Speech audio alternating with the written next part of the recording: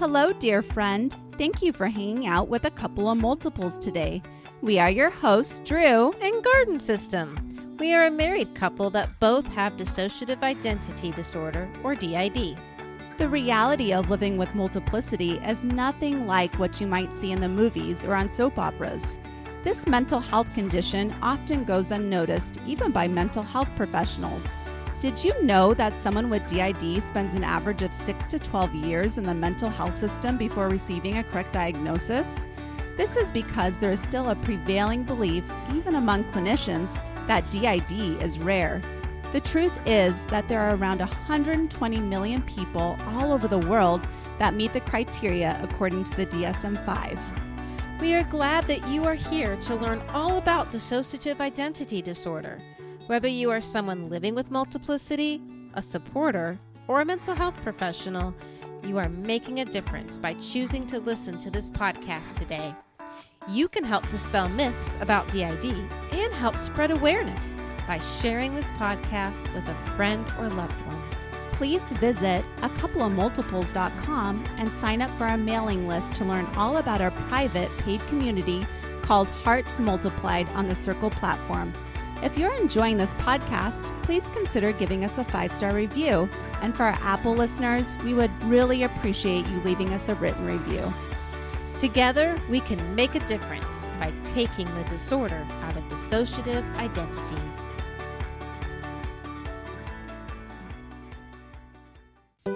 We are honored to have a Gold Plus sponsor for Season 2. The Institute for Creative Mindfulness is one of the largest EMDR therapy training programs in North America, founded and directed by Dr. Jamie Pless-Marich, author of Dissociation Made Simple. Dr. Jamie is the only EMDR therapy trainer who is out as a plural, and since 2015, she's offered the full EMDR therapy basic training in a way that honors lived experience and destigmatizes dissociation in clinical work. We have never felt more accepted and validated as a multiple than when we were able to show up authentically as Garden System for our basic EMDR training. Having lived experience is valued and respected in these training courses. Go to www.instituteforcreativemindfulness.com for a full list of upcoming trainings, both online and in person, offered by Dr. Jamie and her selected network of EMDR trainers. Are you interested in becoming a sponsor? Please send an email to admin@acoupleofmultiples.com to request more information. Welcome, dear friends. Thank you for tuning in to A Couple of Multiples, the reality of dissociative identity disorder. Today, we get to have a conversation with Katie Keech, MFT, all about neurodivergence, autism, and DID. We are your hosts, Drew and Garden System, a couple of multiples. Katie Keech, MFT, whose pronouns are they, them, has over 20 years of professional experience in both community mental health and private practice. They have managed emerging adult community mental health programs and forensic programs. In the late 1990s, they were diagnosed with DDNOS, then later DID. After much clinical and personal work, they identify as part of a plural system. In private practice, they currently specialize in severe dissociative disorders, plurality, and complex PTSD, as well as autism and ADHD from a neurodiversity affirmative framework. Katie is also the co-founder of the Refractory, a recently started think tank for clinicians who live with lived experience, DID, OSDD, Plurality, which aims to transform the mental health landscape. Katie is also a fully professed member of the Sisters of Perpetual Indulgence, Inc., a 45-year-old global order of queer nuns. Welcome, Katie. Thanks for having me on. I really appreciate it. We have so many questions to ask you. We can't wait to get started. But first, we would like to, would you please tell us a little bit about your journey on how you came to work with dissociative identity disorder and neurodivergence, and how you came to identify as plural, multiple, and autistic ADHD yourself? Isn't there a term for being both autistic and ADHD? Yeah, being both autistic and ADHD is called ADHD, AUDHD. And some people have been playing with, like, because there's such a big overlap with plurality and autism. Like plural is a term that some people have been starting to throw Wait, around. say that term It's again. interesting. AU, just like a capital A, lowercase u, Plural. plural, all. Plural. very Plural. cool. I like it. Yeah. Yeah. So yeah, tell us about your journey. Yeah. So definitely. I actually initially started out working in art and sculpture, life sculpture in specific, and I failed statistics and got kicked out of UC Berkeley. I hated that class too. Statistics. From Ugh. the art, yeah, art section.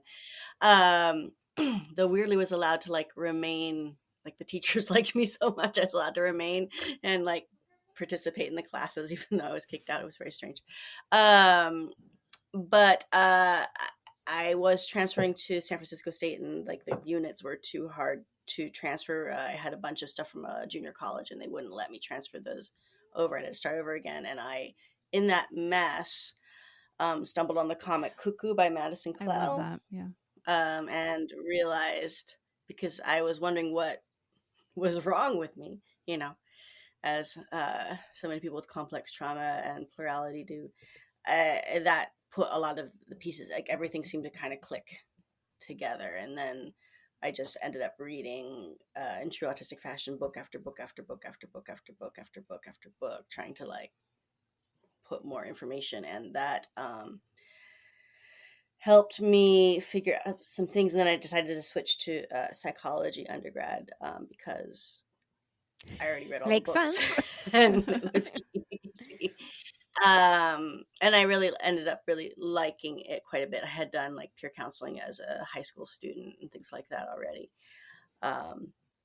But I did take all of that to my therapist at the time, who was not very affirmative. And I was I don't think they even believed in much DID, people having DID very much. And decided I had BPD instead. And,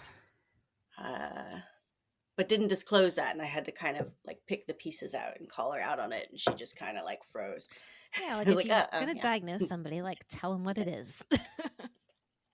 I know. I mean, it's so weird how some people are so untransparent with their clients. And I don't understand that reinforces such a crazy hierarchical power structure, like to keep secrecy about what you think their diagnosis is and not even collaborate with them on it is the utmost of colonialism in terms of somebody's yeah. psyche. Wrong. Ugh.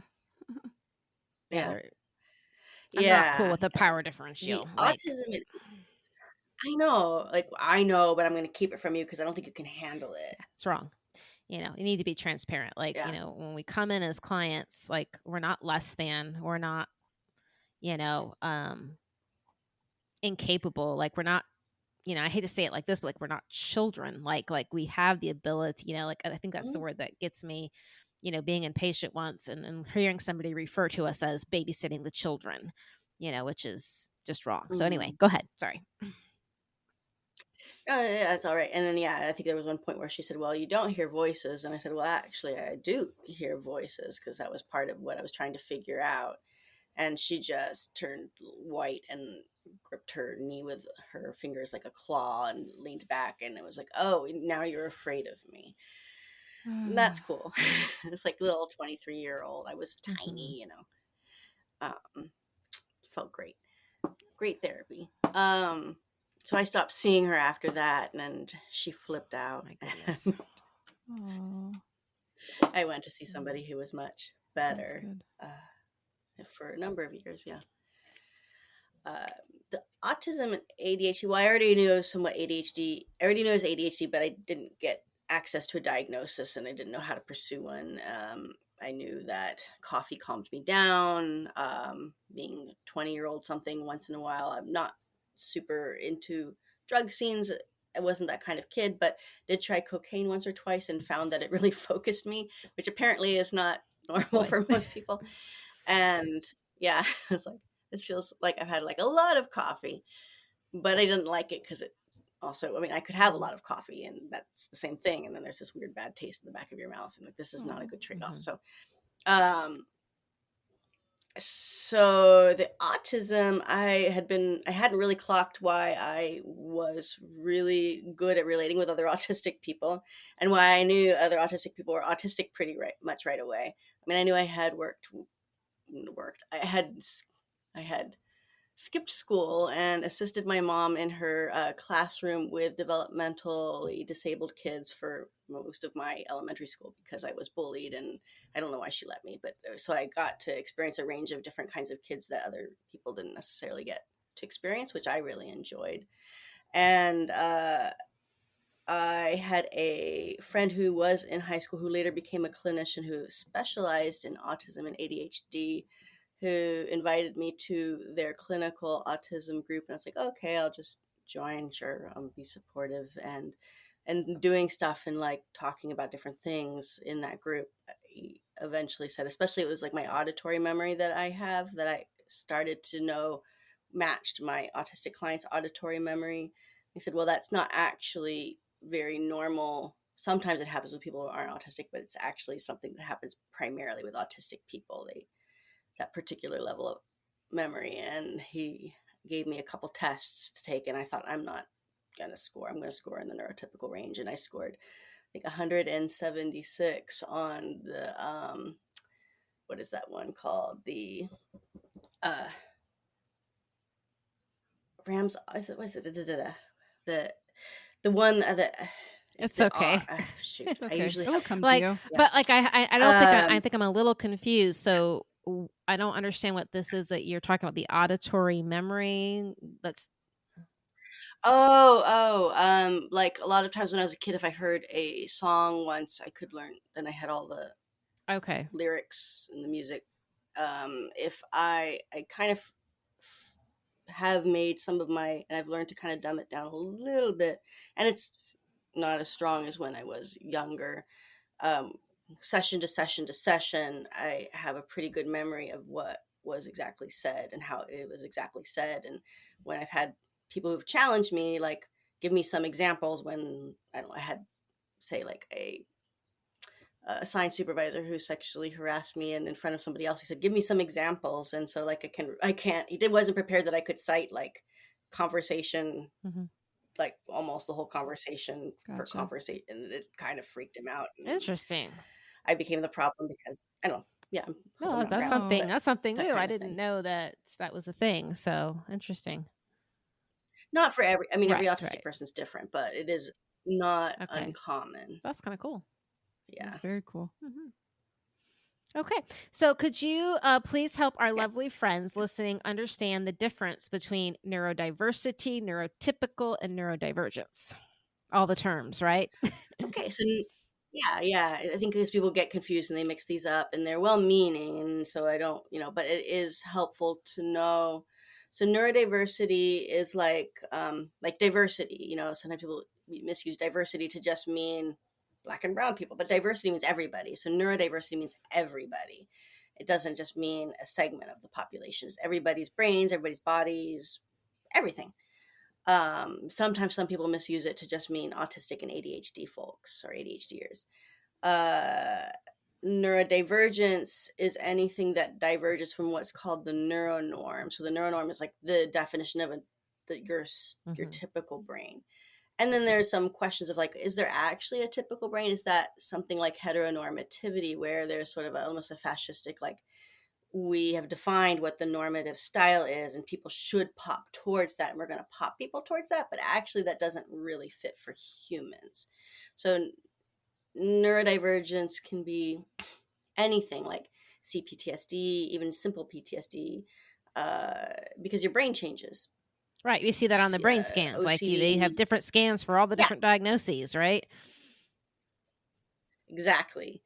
So some people think of neurodivergence as something you're born with, but no, you can have a TBI, and then suddenly, I mean, if you Hmm. felt like you fit in neuronormativity, you have a Right. deviation. It's something Hmm. you have, and so DID is a Hmm. neurodivergence by all. Yeah. Yeah. Yeah, And that TBI stands for and traumatic brain injury for anybody who didn't know what that was. yeah, Mhm. Sometimes I forget and I had to remind myself yeah, all the acronyms, right? of course. Yeah, there's like a bunch of them, Mhm. and then I just I think working in community mental health, I could learn to kind of rattle As a off a teacher, bunch we of the had acronyms for thinking slogan. everything, and you could just speak the language of acronyms. And then the other one was, I forget. So we did neurodiversity, we did neurodivergence, Neurotypical. and Neurotypical. then You said neuronorm, so neurotypical. Yeah, I yeah. think Yeah, we that's kind kind of the same. Yeah. I mean, there are some ways that some people's brains are wired to be a little more streamlined. If you look at Temple Grant, that's the famous one. I don't know if people have seen it. Temple Grandin's brain scan. That one, everybody's autistic is a little bit different. So, like Temple Grandin's brain is not going to be representative of the entire autism spectrum sample.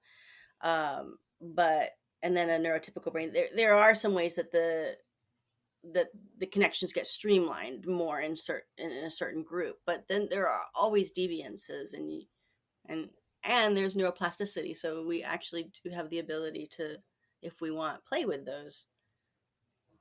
Yeah, Gotcha. very good. Yeah. So the next question Yeah. is kind of something you've already answered, but if you do want to say anything more about it, it's just how is DID a form of neurodivergence? Yeah, it deviates from what's defined as how people are supposed to function, which we can kind of get into. I don't know if we should get into now, but a lot of times, a lot of the clinical structure of how to work with DID has been created and defined by people who only have a singular experience. And so they create the treatment models and the treatment planning and the outcome by what they think is healthy based on their own individual experience of life. But they don't have an experience of stepping outside of that neuronorm to see that there are other possibilities. They don't really understand what it looks like, except for as a voyeur, and then oftentimes a judgmental voyeur, around what are the possibilities for difference that are, not something that causes somebody suffering or pain, but what are the possibilities outside of that somebody can be, that actually can be a healthy consciousness, and a useful consciousness, when it's not following in the Yeah, box and doctrine, I think that's the if key that thing makes there sense. is like what is actually causing someone distress, and that's the thing to look Yeah. at. And yeah, when you have only one way of viewing the world, then it's hard to imagine it being any other way. And this is something I like to kind of talk about too, like there's more than one right way to be, and so just this idea that, when we talk about neurodivergence and we talk about DID, like we're just doing it differently, in our brains, which doesn't necessarily mean it's a bad thing or a wrong thing. Maybe it's not how the majority does it, but it's not necessarily I can't say the word now. Pathological way of Pathology. being. There we go. Like, oh my goodness. And so this is kind of touching into question 4, but I think there's more that you probably could talk about here. But what are some common myths about neurodivergence and or DID that really need to be corrected? Well, one of the things I think that needs to be corrected is, I think that a lot of times I've heard that OSDD is a lesser form of DID. I think it's just a difference. I've heard people say that OSDD is, people who have that are more resilient.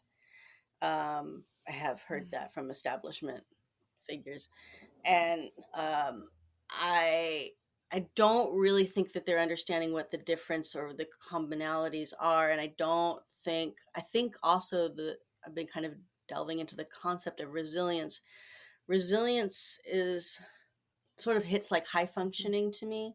I mean, we all have different levels of where we are, and so I think resilience really means how well you fit into capitalism. It's not really how well you fit into your family or your social structure, or how you are, how happy you are. It's just, can you go to work? Can you shower? Yeah. Um, can you Be make a money? productive member of How big is your society, and house? like who defines what productive means. Uh-huh. Exactly.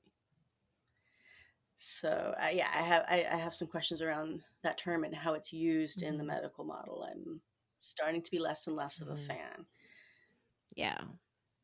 But with DID, a lot of times there's this concept, and OSD, that you switch like from person to person to person to person, and a lot of it's treated that way from folks who have only a singlet experience. They have this model where, you know, we've talked about this, where you have an adult self present and then you talk to the kids and you only have the kids come through the adult self, right?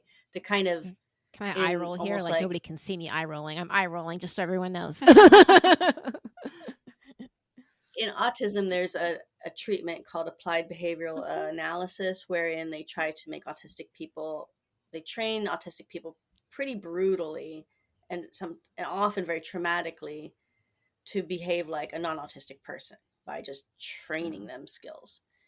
And it increases masking and dissociation and creates CPTSD. This model of having an adult self present and having kids only go through them and having it structured so that one might appear more singlet strikes me very much as an ABA. Yeah, it's not just about making you look a certain way, which has nothing to do with actually healing or processing trauma or any of the other things that would actually be helpful to somebody. Right. You're not actually asking the person, does this feel good, or how much is this helping? You're saying, this makes you look normal. This makes you fit the neuronorm.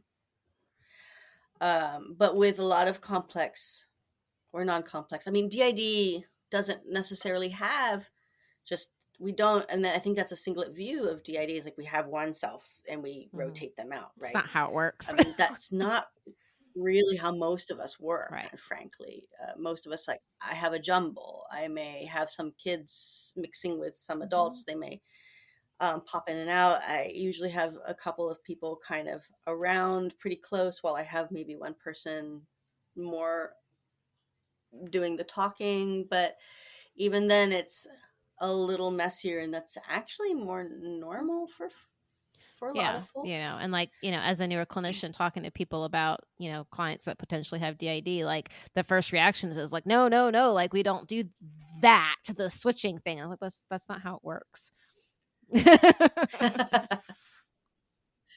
No, it's not how it works. And so, like, if you have if you have, you know, a model where inside where you don't have like United States of Terror, right? That was very like classic structure, like not typical at all, but that's like what people think, right?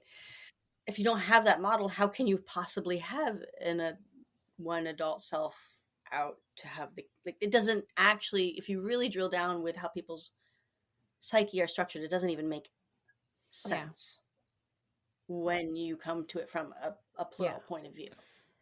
Yeah. I think because I think it comes back to that singlet experience. So you can only be one of you at a time. Like this concept of being blendy or co-conscious or, you know, multiple things happening at once is kind of a foreign concept for people. Yeah, they can't quite get into the experience, so they have to define it. I mean, that's a human thing. We define it from our own experience, and then we do it out. But the difference is that there's then this establishment control aspect of like, well, now we have the right answer, and then the curiosity and the questioning seems to fall by the wayside. Like, well, we were talking before we started about structural dissociation, and I think I had this weird experience where I had a mini, like, individual PTSD episode from something sort of minor but scary. And I had that experience of like little mini flashbacks, and it wasn't super distressing because I have DID, but but I was like, I was examining it. I was like, oh, I'm functioning in my daily life, and I'm having these like little intrusions of the event, and tracking how it goes. So I was kind of using it as a little science experience. I was like, oh, that's how singlets came out with the structural theory of dissociation. They experienced a mini trauma.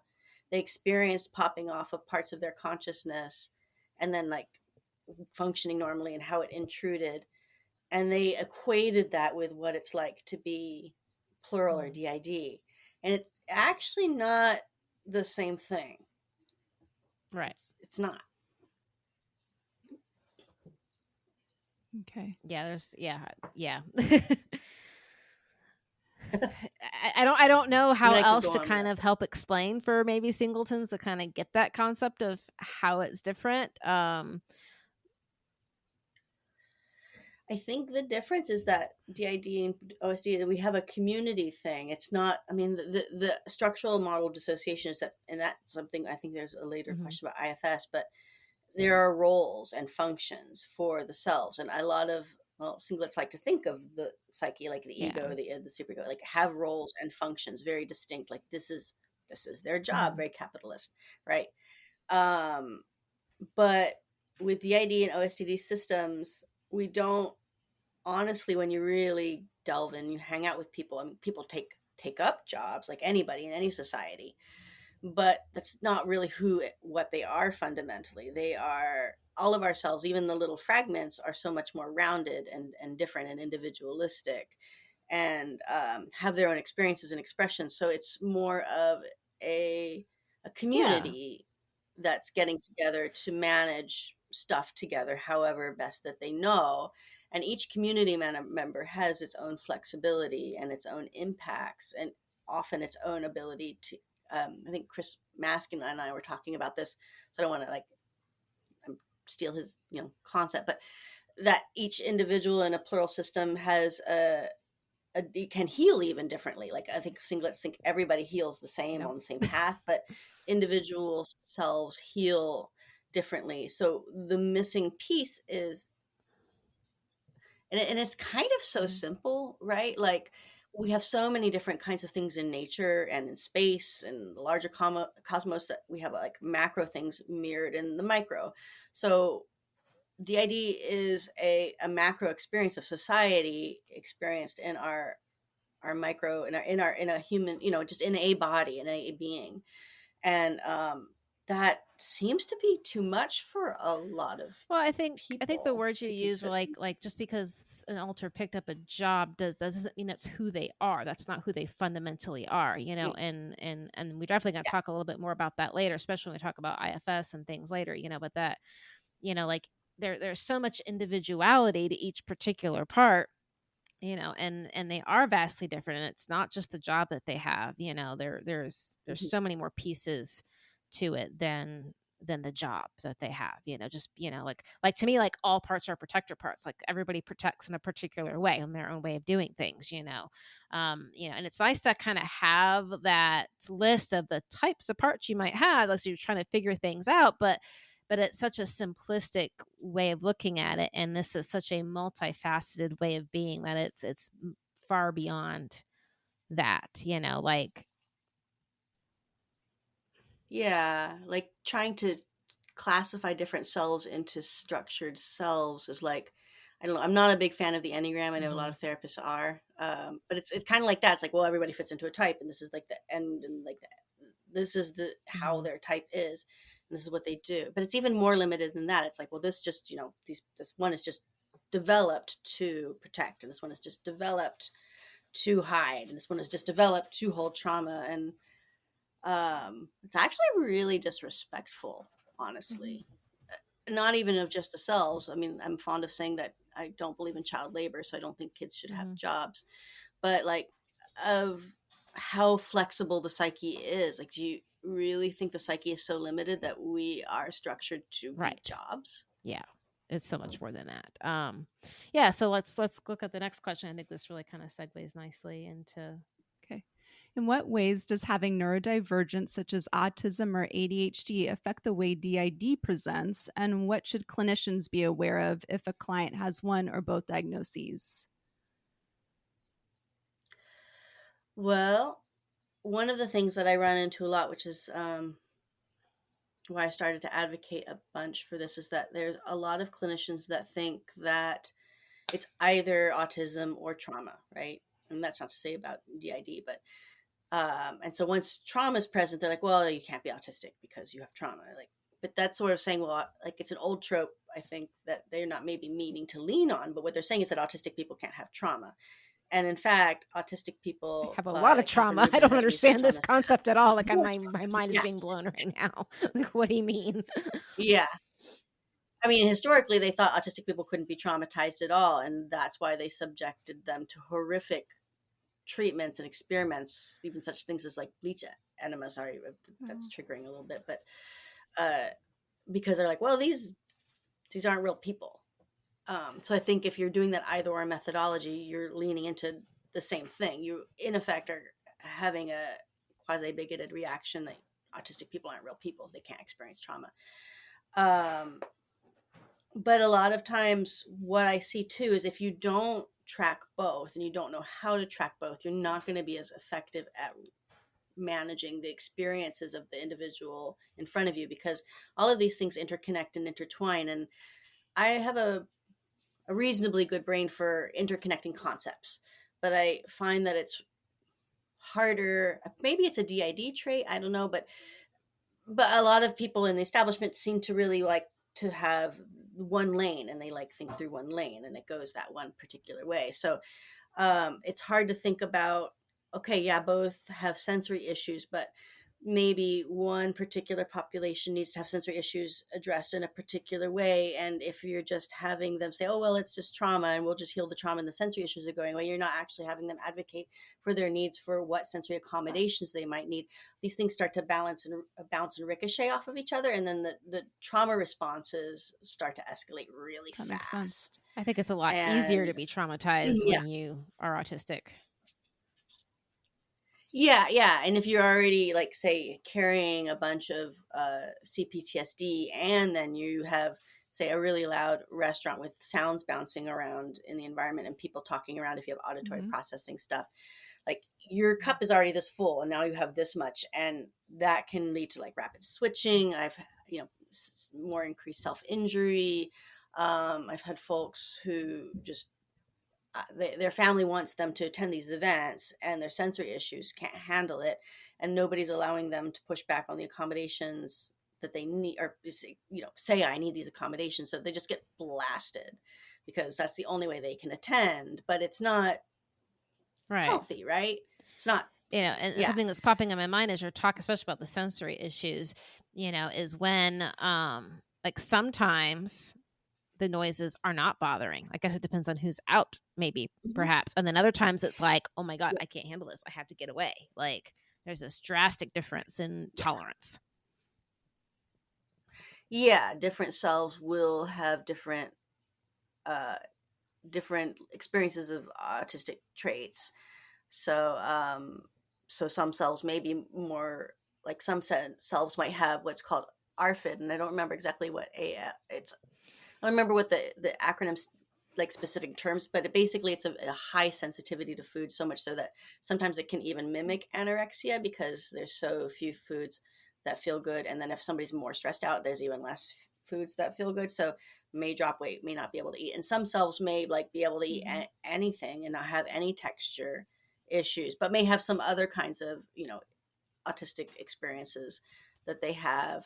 Some selves may be able to, it's not great, it's a self-preservation thing, but it also has high cost mask, like appear, neurotypical, or the other term is non-autistic is allistic. And some selves may not either want to mask to appear allistic or just can't. And sometimes they can share space or bounce around. Sometimes they can team up if it's helpful. Sometimes some selves that used to mask decide to unmask, and then the system appears more autistic together. And other people are like, I didn't think you looked autistic. Why do you suddenly look autistic? And they get, some people think that that's a problem. Yeah, like I think there's this view that you're going backwards or getting worse or sliding back, or something's going wrong, when in reality it's just like, I'm done pretending for the day. Like I'm over it. Yeah. And masking in itself, like there's a ton of research studies, which I would love to have done with DID. I was looking at this because masking in DID is a huge problem, I think, that has not been looked at. With masking in autism, it increases suicidality, increases something called autistic burnout, where people just crash and can't do things anymore for a while. Huge depression sometimes can pop people briefly into psychosis.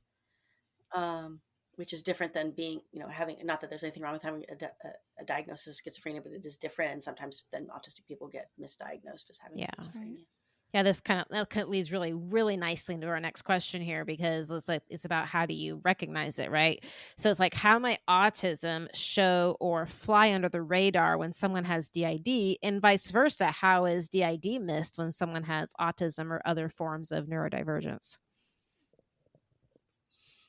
I might start with the second one first, because I think what I have been seeing a lot of times is, the idea, and you've seen this with like the Yeah. McLean thing, that there's this idea that autistic people are weird and can't assess for themselves accurately, like I'm by rolling people my who are eyes again non-autistic for in the everybody establishment.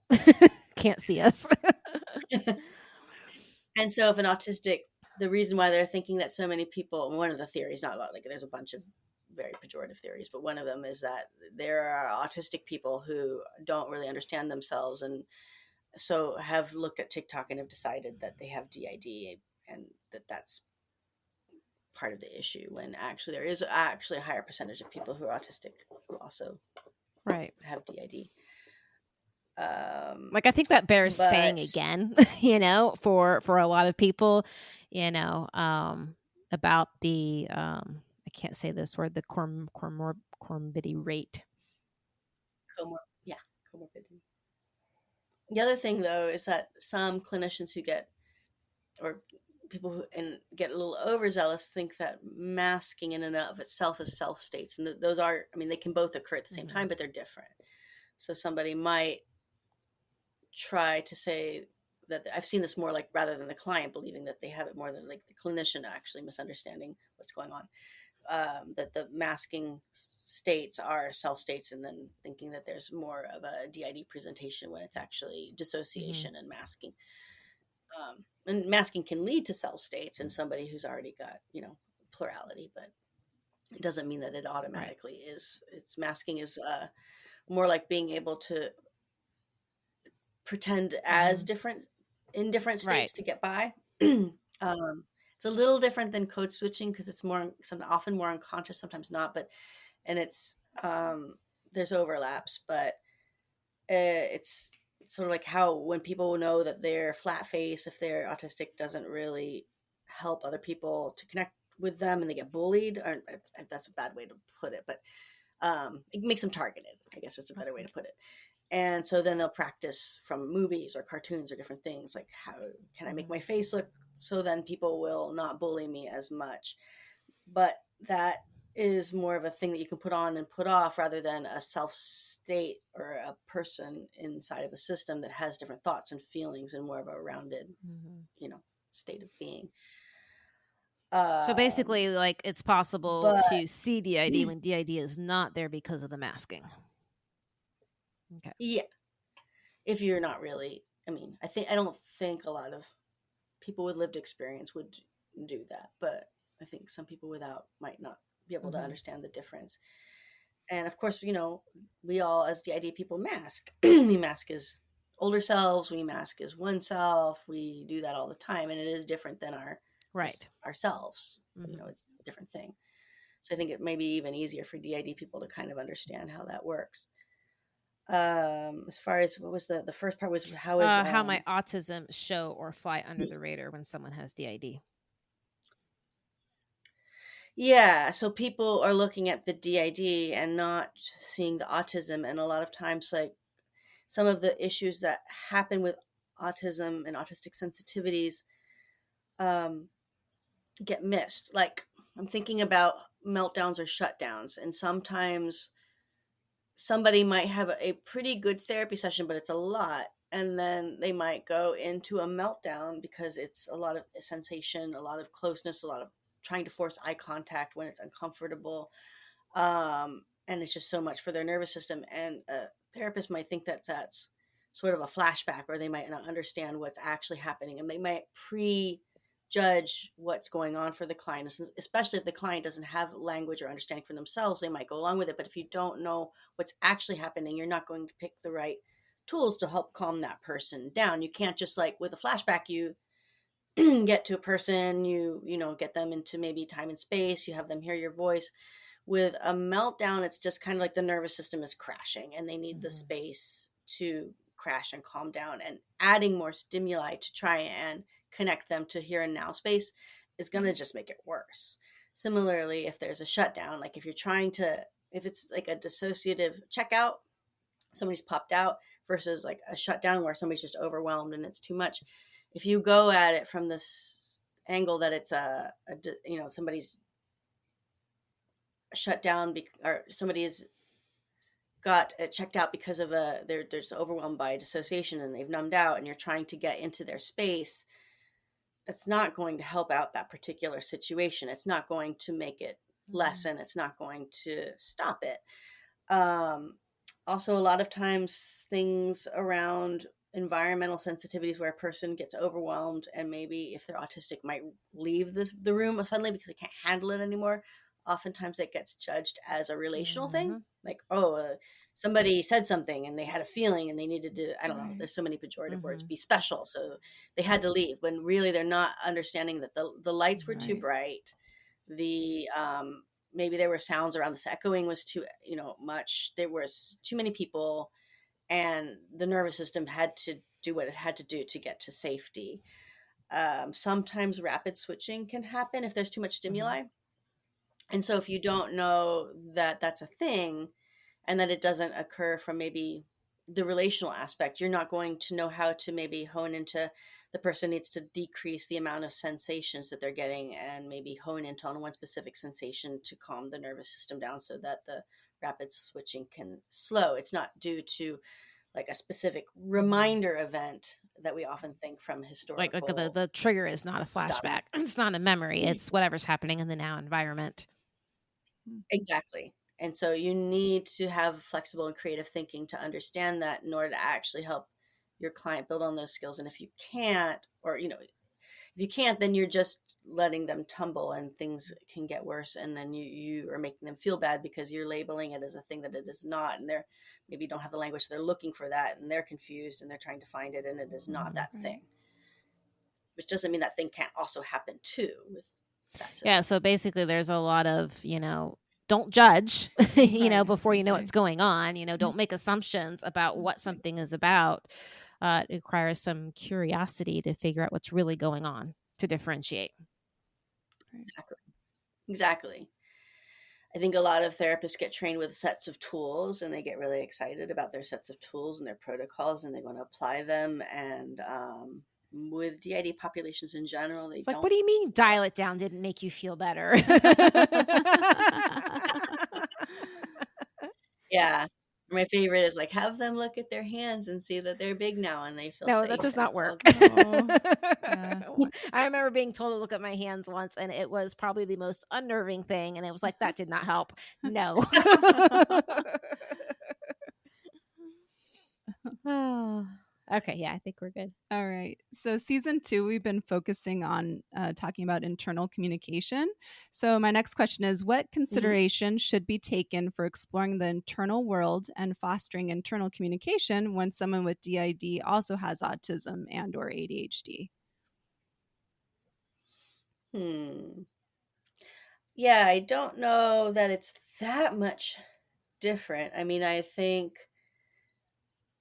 that some of those things, because if the system's autistic, I think that the other system members are going to have at least traits of autism. There's a saying that if a system is autistic, the whole system is autistic. And I generally believe that. I was sort of wondering, with the hyperconnectivity in the brain of an autistic person, would it be possible for a brain to switch into a mode that matches more of an holistic mode or not? There's no studies. I was just curious about that. That would be more possible with somebody who's autistic than somebody who's holistic. A holistic person wouldn't have the hyperconnectivity, so couldn't switch into that's it. I don't know. But that's kind of off topic. That's okay. I have thoughts about that, but keep going. I think that but I think that knowing that some cells maybe have aphantasia and some cells might have hyperphantasia and might communicate differently or have access to different parts of the inner world differently is a good way to start. And sometimes I have cells collaborate if it's easier for one to have access to visualization than others. A lot of times the kids in a system have access to hyperphantasia if the adults don't have access to it and they have aphantasia. Not that one or the other is better. It's just sometimes it can make certain skills easier if you want to build something in the inner world. But I do a lot of stuff where I have people build stuff in the inner world just by touch or sound or smell or things like senses, that. So, yeah. Some cells might be situationally mute, and that's different from somebody who's so scared that they, or has been trained to be quiet, which some clinicians confuse. It's when somebody's overwhelmed and they just can't talk. So sometimes it's good for selves to know that somebody inside might not be able to have access to speech because they're situationally mute, or they might, there's non-speaking autistic individuals who can obviously understand high levels of like language and speech and things like that, but because they can't speak, get downgraded. So sometimes we have to find a different way for ourselves inside to communicate with each other, either written or sometimes just handing each other felt senses, in like almost like this will make more sense to you than probably to singlets, like a ball of like concept, and you can kind of pass it over to whomever you want to have that knowledge instead of having to verbally. It's so interesting that that's the way you describe it, because I think that's something that our system kind of automatically does, and that, like there's things that like we wish we could verbalize, but we can't, because it's literally just this concept ball. Like it's this thing, and it's like, how can I just give this to you so you could, I always want to give my therapist this ball sometimes, like this is what you need to know. There's no words that really go along with it, That's and a great visual. Thinking about the mute alters, right? So the differences in the reasons why, and like it's making a lot of things click in my own head. Oh, that makes so much sense, because I got a Maisie who I always just call her selectively mute. Sometimes like she usually will not talk. It's more like she has to be pushed to talk, like once like the threat is high enough, and so then she wants to come out and be protective and be like rawr, whoever it is, but for the most part it's silence, versus Jenny, who will sometimes just be quiet just because she's afraid to speak. Like there's some distinct differences there. And I think that's important to consider, when you're looking at yourselves, all of yourselves, like the ones that are not talking and the reasons why. There's a lot behind that. Yeah. With some of the ones who are situationally mute inside, if there's access to that, I do a lot of I've sort of developed internal occupational therapy for little ones. So like, swing sets are kind of good for a rhythmic thing to help kids reset, like jumping trampolines, things like that, rocking chairs. Putting like some of the access to those things for selves inside. So, I mean, it can be helpful for them to experience outside, but sometimes it's safer in the inside world to have them experience some of those things and regulate their nervous system so they can have access to some speech. Sometimes access to stories is like, I'll read stories and they can listen to them or not inside, and that is regulating. So then they can have, if they want, and nobody has to have access to speech, but if they, if they're feeling overwhelmed, it can kind of take some of that overwhelm. I love those ideas. That's awesome. All right, things are happening in the internal world already. Like, like okay, guys, we're in the middle of recording a podcast today. Chill out. So what challenges then do those with neurodivergence, such as autism, face when attempting to get to know all of themselves and attempting that internal communication, and how can those challenges be overcome? I mean, theoretically, I guess I could stumble on some things, but I think some of those things might be a little bit more pejorative around, like some people have, I know some types of autistic folks have a little bit more of rigidity in thought, so they might follow those lines where others inside might not necessarily have the same kind of style of thinking, and so that might be a barrier. I haven't personally encountered that though. I think people who are autistic tend to really think about themselves not in like a lot, and so tend to have access to different things and have curiosity and then research things. So I think a lot of times they start to build some kind of connection and curiosity and awareness sooner than some of my folks who don't have any autistic traits. Just kind of like the opposite of the challenge. It's easier. I think I've experienced that, and I don't want to be, I'm being very careful here, but like I said, I could go off on different theories, but I think some of those I don't. Well, it might be interesting to explore a theory, because maybe there might be listeners that might relate to that and be like, "Oh yeah," and they might speak up and say something. Like if we say this is a theory, we don't know. I mean, some of it is that there's this, I think that's touched on a bit, like that there's a lot of maladaptive daydreaming, that term. Yes. You've heard that term, right? Do folks want me to define that? Yeah. I that yeah, it can be common with maladaptive. It's daydreaming, and daydreaming can be what's called a stim. A stim is anything that self-soothes, from anything you watch visual lights, like a galaxy projector, to petting a cat, to um, picking your skin, or sometimes pulling your hair, to listening to a song on repeat. Such as daydreaming is something that calms and soothes. It creates a story that you can go and extend. The concept of maladaptive daydreaming, I think, gets applied sometimes to just people who use daydreaming as a stim. Of course, some people can absorb into anything, so much so that it disrupts their day-to-day life. But I think anytime somebody has a really, really rich extended inner life, that's not necessarily an inner world, although I think Colin Ross did start to call some of the inner world experiences of DID maladaptive like having a crossover with maladaptive daydreaming, which I think, I don't think that's accurate, and I don't have Yeah, feelings no, about that. like, yeah, I don't But know how I feel about, I mean, the going into the inner world and being there and having those experiences doesn't disrupt my day-to-day life. It helps it make it better. right, and it's different from daydreaming in that it's an actual internal experience. It has repercussions throughout the system that you're not necessarily controlling, you're collaborating with individually together. It's a space rather than a movie Right. you're thinking about. Right.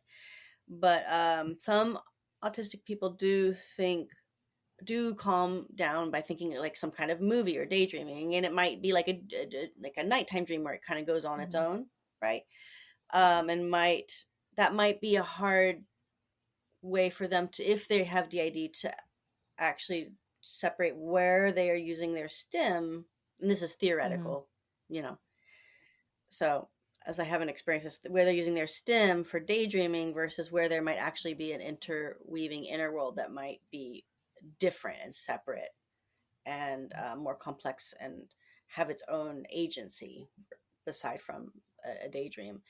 Um, it might make it like a little harder to understand which one is which and how to connect with selves, and which selves might be coming present and which selves might be a daydream Like, when self, I or think a about the self difference that's between when I daydream versus the inner world, like the inner world is always like the same, and making changes to the inner Mhm. world, like those changes will stick once we've successfully made the change. And it's not necessarily easy to make those changes. And the changes that we have made have stemmed from resolving trauma. It's like once that trauma was resolved, then suddenly the inner world was different in those particular areas, Yeah. whereas I like your analogy, like the daydream is just like I'm watching a movie, and or I can make anything happen. Whereas in the inner world, like Mhm. it feel there's a more realness to the inner world than a daydream.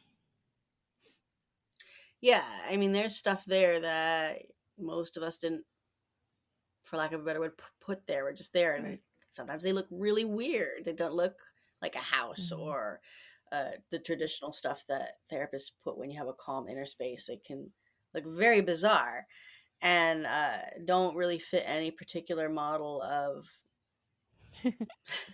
fun sometimes. Yeah, that's interesting. Yeah, so I think that's pretty good. Yeah, so I'm wondering, like, and this is kind of theoretical, so like if you like how could I'm thinking about the part of how can those challenges be overcome, but like I guess like what viewpoint would we ask that from? Like, so like if you're a clinician, and you're working with somebody, like how can you as a clinician help differentiate between somebody daydreaming and somebody experiencing their inner world? Maybe like how would you figure that out? Yeah. And that's the agency that the folks, I think, have inside. And I think sometimes it can get messy and have some Hmm. overlaps too. Like, you can probably daydream and also, have an inner world, and it kind of bounces off of Yeah. each other if different people are Hmm. daydreaming too inside.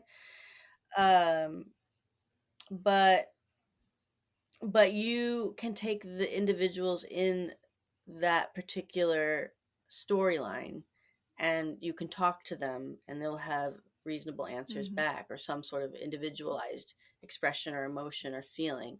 Whereas with just daydreaming, they're characters. They're not going to have full three-dimensional responses. They're not going to have responses that are unexpected.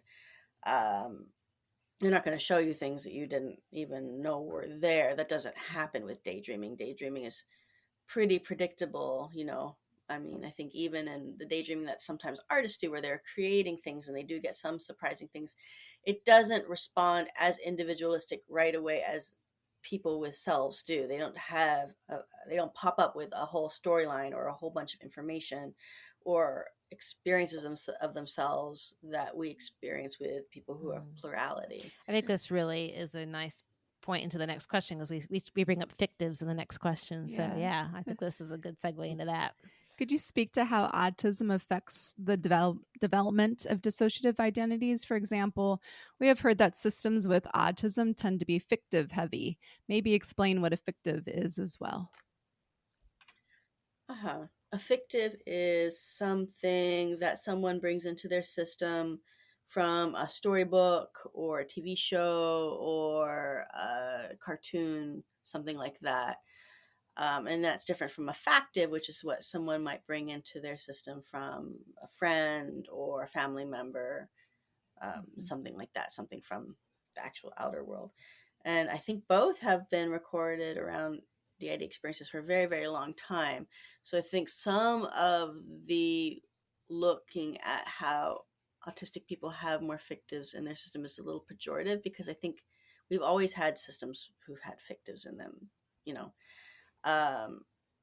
people have always taken in different kinds of characters from stories and had them in. They're soothing, they're understandable, they're predictable. And then if we look at, well, to go into something maybe a little bit trigger warning-ish, child trafficking or more exploitative realms, a lot of times people who want kids to not be able to talk about those experiences and create a little bit more of a structured self states inside, or people's inside, will deliberately use storybooks or cartoons or things like that and create, systems based on fictives. So you might have a fictive heavy system that's slightly deliberate. And so if you're looking at that as, oh, this person, like kind of almost dismissively, this person's autistic and they have an fictive heavy, you might be missing some things. But a lot of autistic people, with that stimming thing, watching things in repeat, or having a special interest where you get really into something, might really focus on a particular cartoon or a particular show. And if those characters really speak to different selves or different selves inside, they may take on those aspects. They might feel useful in terms of taking on those aspects to feel comforting to themselves, or feel like it's helpful for the community of the system to have that particular self look like that thing. And I don't think I think it gets othered a lot as weird, or like that there's definitely, I mean, even wrong. among some people within the DID community, I've heard a lot of controversy about the idea of fictives and what it means to have fictives. And as somebody that has at least 3 fictives myself, like I definitely have an opinion about it.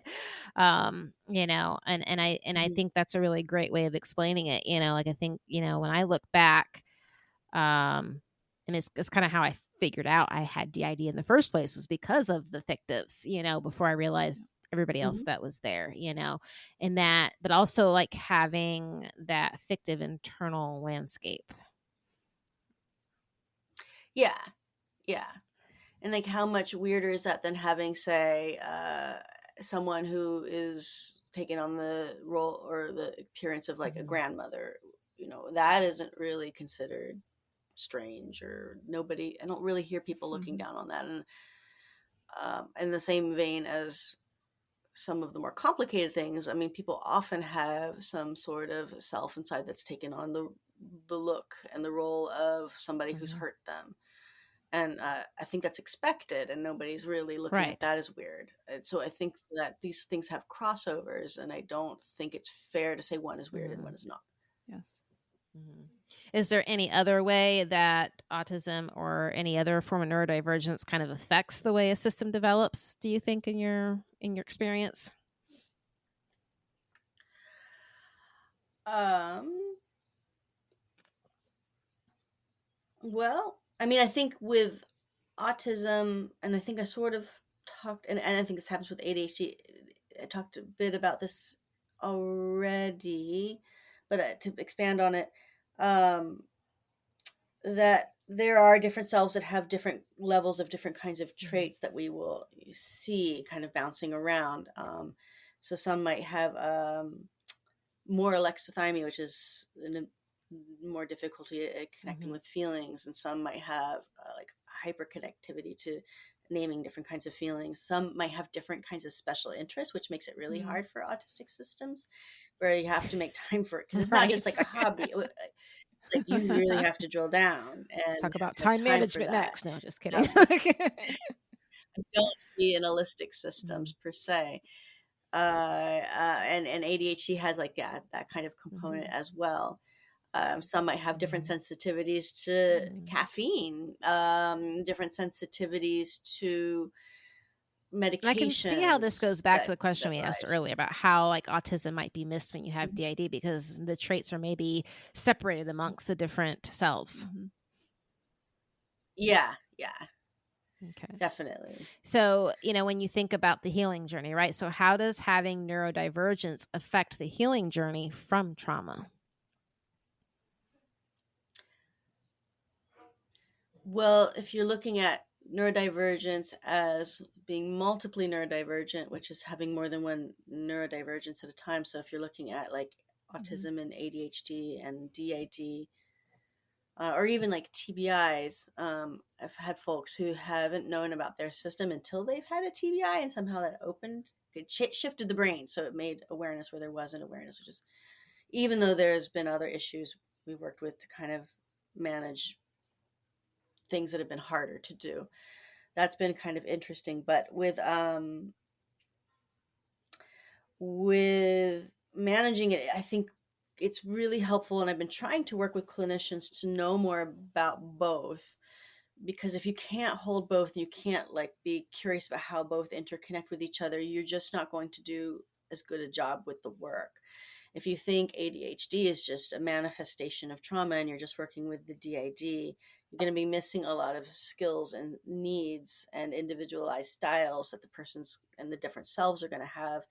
And the healing isn't going to go as fast, and the people aren't going to feel as seen, because what you're in effect doing is saying, well, that stuff isn't important. We're just going to go from a DID neuronormative framework, right? We're just going to go and put you in this box and it should work.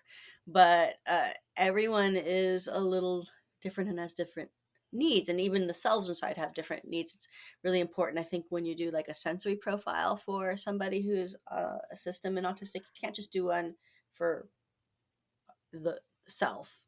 You have to do it for the Mhm. different selves and see how they all are, because a lot of times I think clinicians sort of assume that if I've done like the one who's showing up in my office most of the time, that's good, that's one and done, because that's that Mhm. singlet kind of model of thinking. But I think if you're talking about the whole complexity of plurality as, a neurodivergence and working with that, I think it's really important for clinicians to be able to step inside the concept of being a community inside Mhm. a self and looking at things from there, because there's bouncing off of things and ideas and ways in which people collaborate and tag each other that are really useful and helpful in terms of teamwork, that I don't think we don't talk about it generally in I think clinical work with community, yeah. DID. We I think don't talk community is a about great word to use to it. describe the internal selves, like Hmm. everybody, like we're a community. And like if Yeah, you use that as a framework, that really can shift how you are going to view everything and how you might work with everybody. yeah, yeah. Definitely. And if you're talking to the self, like one self, and you're excluding all the other selves, which is, I think, kind of, it's really confusing if you're a clinician who works with the idea and you believe that the body and the self is one ultimately. Why are you going to pick one to Exactly. talk to?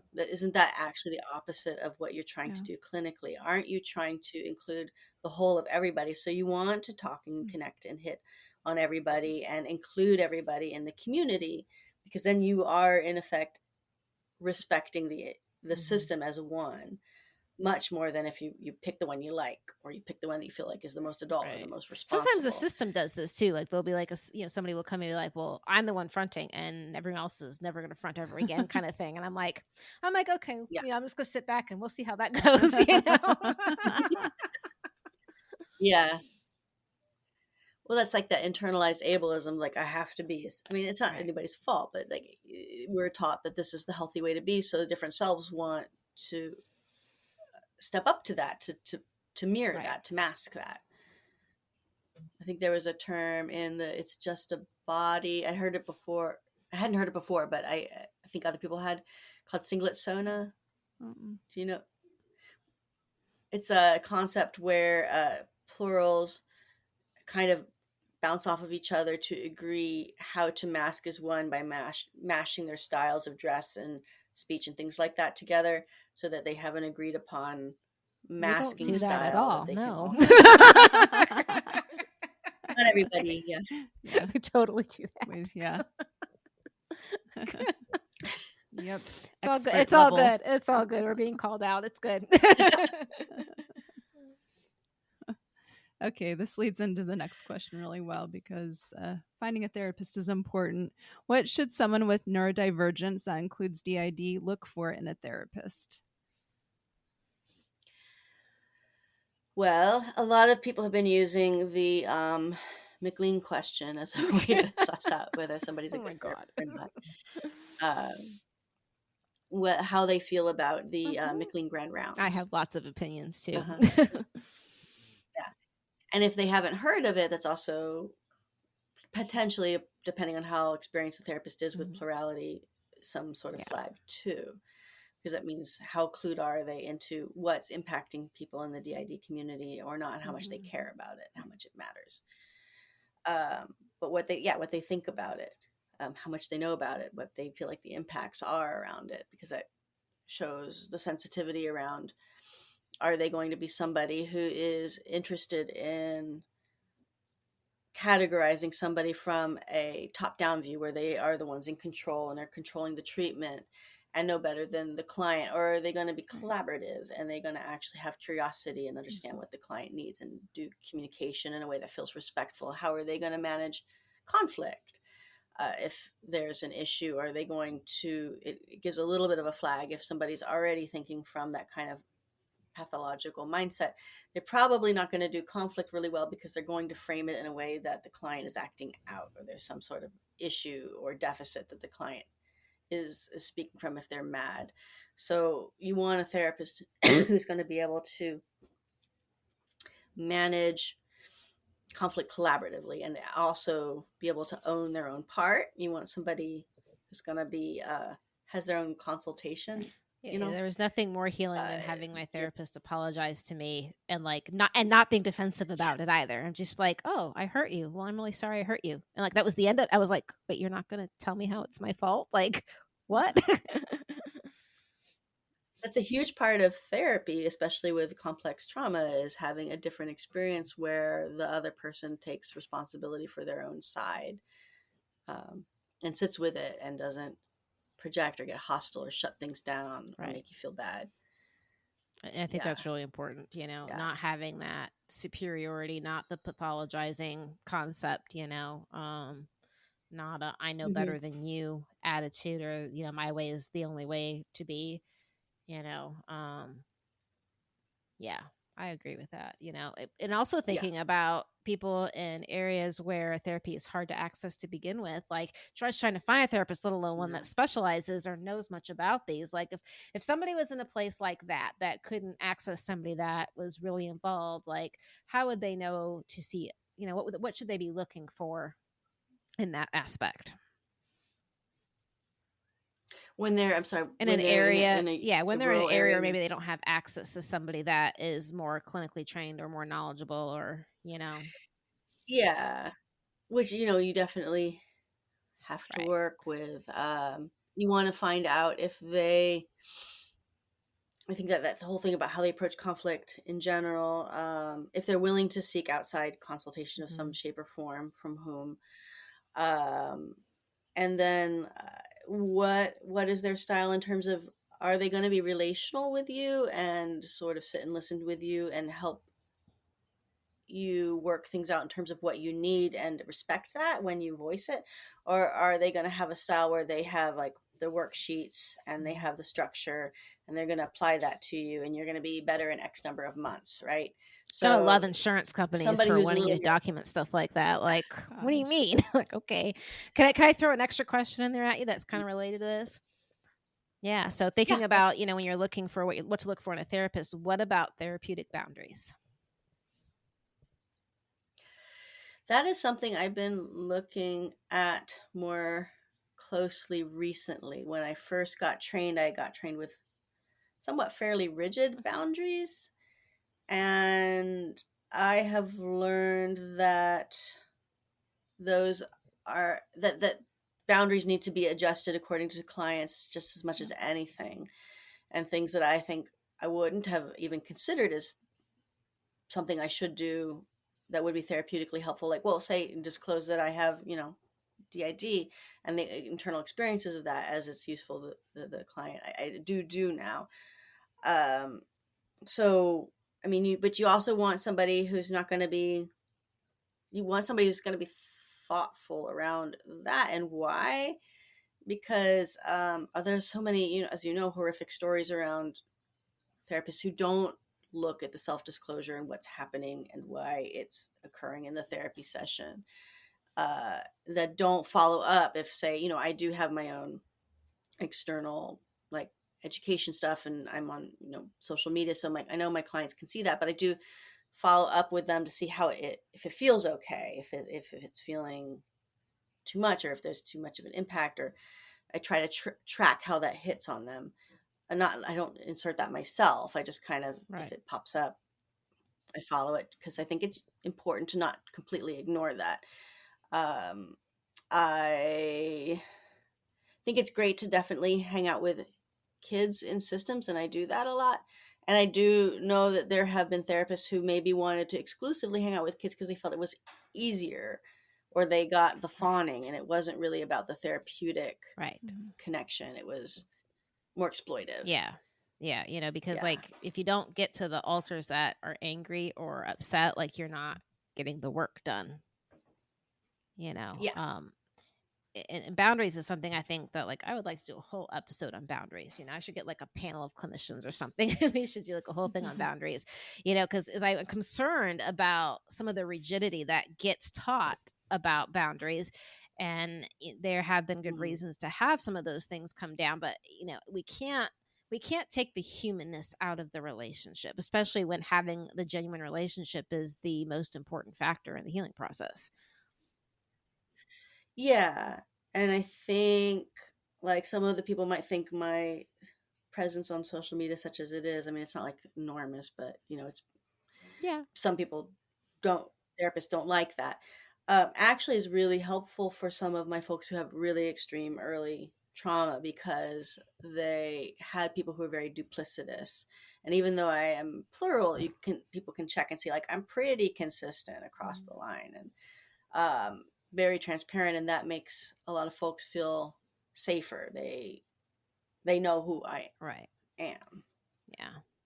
Okay. Thank you. Appreciate Yeah. throwing that. Oh, then Yeah. I am on the next question anyway. Okay.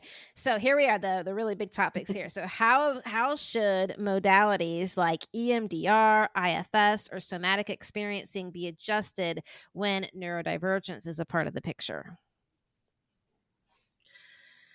Uh-huh. Well, I think I haven't studied EMDR. I know Jamie Marich does some great trainings on EMDR and working Yeah. with DID that I think are extremely useful Yeah. from She what I've trained me. heard. So Oh, I was thinking about doing it. I got trained in brain spotting, but I haven't really used it. I haven't, maybe I need some more work on it. It just hasn't clicked as a modality for me personally. IFS, well, I think it might be a good starting place for a singlet to kind of get some training wheels around understanding plurality in a certain way, but you really have to expand well and far beyond it to make it, um, and then it's not even Right. IFS, I think, anymore when you're applying it to plurality, because then you're taking the concepts, and like I said, they're not unidimensional jobs. Like every internal self can have their own set of Yes. IFS selves. You Right. could do IFS with Yes. everyone in the system if you wanted to. Um, and I think it can be really hard because people might think that's the same thing as plurality. They might think that that's the same experience. And so that's where I think it gets to be like some people saying everybody's a little bit autistic when people are saying, well, everybody has parts, but it's not really the same thing. And that can feel rather dismissive. I think I heard somebody, I can't remember who it was, say it pretty well in terms of the reason why that feels dismissive is it's trying to say that you're okay, you're actually more Yeah. like the neuronorm, and you're not that, you're not DID, or you're not that weird, or you're not autistic. You're very much like It's invalidating of what your neuronormative experiences person. are. Yeah. Yeah. It's not leaning into actually what your experience actually is, or wanting to be more curious about that and understanding the differences.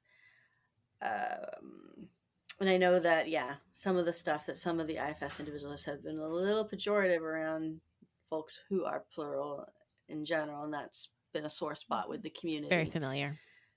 Yeah, yeah, and I what was said the other somatic modality? experiencing. Somatic experiences. I've been working actually with sensory motor, which I know has Right. overlaps. And I've been really curious around using that as a model. It's pretty good in terms of working with folks that I have who have some dissociation and have alexithymia, but don't have maybe DID, in terms of kind of minutely managing getting into the body to kind of track if they need to their own internal experience, not necessarily to have like flashcards of like, I'm happy, I'm sad, but to kind of have a little more of a comfort of range of defining for themselves if they're really dissociated, because like a lot of the masking can pop people way out of tracking their own body entirely. And some of that can be okay. Like we don't necessarily have to have everybody, be able to experience the range of emotions as it's defined by holistics. Because as somebody, I think once said, like a lot of that's sort of a language thing. Like we put a label on a thing, like this is happy. Like, but what does that actually, if we're really drilling down, what does that actually mean? How does that encompass? What's the level? What's the range? Like, how do we define happiness? And so you might want to just use that to pop into where you feel good with an experience that's defined in your own experience. I think Dr. Joey, who does a lot of talks on autism on TikTok, talks about Dr. Joey's like kimchi feeling is like what they say is her happiness feeling. So she doesn't say I'm happy, like I'm having kimchi feeling, kimchi stew feeling. Yeah, I think other languages do a really great job of, expressing emotions in a much better way instead of saying, I am sad, I have sadness on me or something, like the different translations, the way it comes across. Yeah. Yeah. I've been working with Will Randall, who's been doing stuff with sensory motor and DID, which has been pretty interesting. And a lot of it's very useful, but it's doing a lot of the different kinds of things with sensory motor and DID than you would normally do. So it goes more like, rather than bottom up, goes top down. So you go intellectualizing down to the body, because if you go straight to the body, that's It's a little just not too gonna much to go work, straight to the right? body I mean, if you go, sometimes. Woo. yeah, it's gonna Right. flood people and freak the system out. So you go from the inner world and then slowly build into the body, if you even quite get to fully the body. But then there's also a lot of completing experiences that maybe a system might wanted to have done, but you do that kind of emotionally or in the inner world. And some of that might look really extreme. Like you might think somebody who's throwing up is having an overwhelm reaction that's not great. And sometimes that's true. But sometimes when you're dealing with really extreme early traumatic experiences, that's what the body wanted to do when they were in that experience, and nobody was letting the body do that. And that's actually really healing, and you have to sit with it. But you have to kind of track your client to know, like, that window of tolerance is very different for DID folks And that's why I think the wheel is better, but it's a very different experience than it is for somebody who's not plural. You can't really track things in the same way, especially with somebody who's grown up with very, very extreme experiences. That stuff doesn't quite map real well. Yeah, that makes a lot of sense. Huh. Yeah. Okay. What is one thing you would like to leave with our audience today?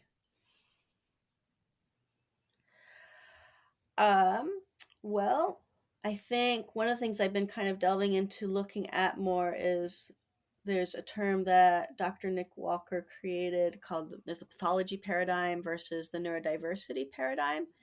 And I don't know if either of you are familiar with those concepts, and the pathology paradigm is kind of the medical model that goes from the Right. DSM, and that people who deviate, we have to find a way to pop them back into neuronormativity. That's what we're trying to do, and make them appear and function, go to work, and do all of those activities of daily living. The neurodiversity paradigm is looking at people as being potentially okay as they are, even if they deviate quite, a bit from what are Right. expected norms. And even I'm sort of looking at this from the capacity of traumatic experience. Not that people should accept somebody who has living with complex trauma as it's not comfortable. Of course, we want to help Right. heal a lot of that. But those experiences in neuroplasticity were designed to fit the environment as best as they could at the time. So it's not that the brain is damaged or broken, as the pathology paradigm might necessarily state. It's that those were life experiences, those were brain changes, those We were just were built different. We nervous system developed changes. different. Yeah. Yeah. And that was what was required. And so if we like shift into different environments, we might want to like look at how we want to choose to change our own neuroplasticity to fit the environment ourselves, not having somebody dictate what the Right. correct Like what is change not in our own distressing for neuroplasticity. me, myself, and I, and we, and all of Yes, ourselves. right. Exactly. And so that neuroplasticity might mean a whole collection of non-binary or selves that span a gender spectrum and sexual preference. We're not looking to mash everybody into one. We get to define what feels comfortable and what feels healthy for our own selves individually. And that's not to say that people shouldn't fuse. That's like that would also be defining something Right. that's Like healthy for it's a somebody make a else. choice, although I've heard a lot of people talk about Yeah. fusion as something that happens organically. It's not so much a choice per se. I don't know. What are your thoughts on that? I have seen people do that organically, and I think that that's a thing. I think when people selves want to do that, it feels natural. I've also seen it happen, and it's almost a traumatic thing where a self is despondent and decides they don't want to exist anymore and kind of blends in. And that can be harder. And I've also seen therapists try to just mash people together for better or worse, and sometimes it does work, and then you've got a bigger Yeah, I've heard of a mess. therapist that was like, did like this hypnosis thing. Is like 1, 2, 3, you're going to be one now. Like, no, that's not how it Yeah. works.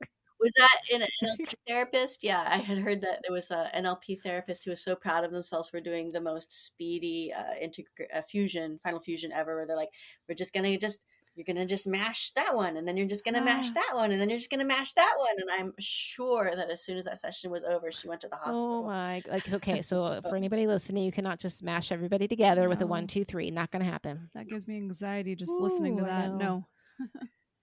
Yeah. It's dangerous, yeah. And I even went across an EMDR thing, I think it was published by Frontiers, where it was talking about, yeah, just like trying to mash people together and then dealing with the trauma afterwards as a model. And I can't Bring no harm to your client. imagine. Like, you don't deal with it after. No. Oh my goodness. Wow. Yeah. All right. So big conversations we've had today. How can people follow you? So I have various social media. None of them are super slick. I don't really try to be super slick. I just kind of try to do some education, or I'm just there.